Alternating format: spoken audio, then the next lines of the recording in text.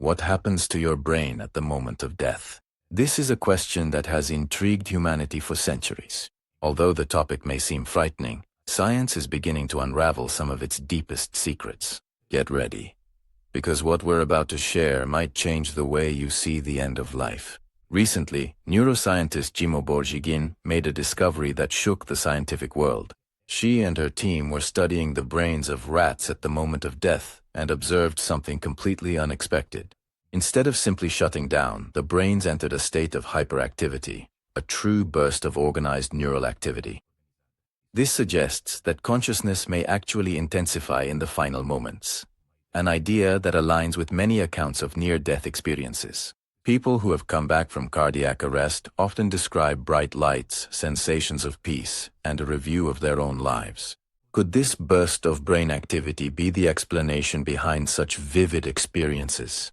To better understand, we need to differentiate the process of dying from brain death. Brain death is the final point, the irreversible cessation of all brain functions. It's when there is no more electrical activity and the brain can no longer control vital functions, such as breathing. This is different from a coma, which is a state of deep unconsciousness, but where the brain is still alive and has the potential to recover. Death, in fact, is a process, not an instantaneous event. And it's during this process that the most fascinating things happen. Imagine the following. The heart stops beating, and the flow of oxygen to the brain is cut off. What do you think happens?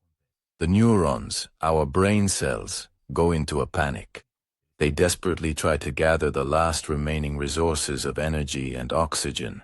This struggle for survival generates a massive wave of electrical activity that spreads throughout the brain. It's like a final breath, a last-ditch effort to stay alive.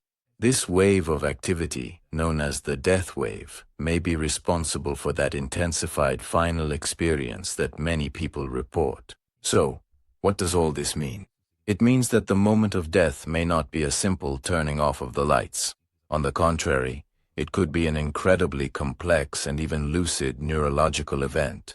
The findings of Borjigin and other scientists show us that the brain fights until the very end, creating one last,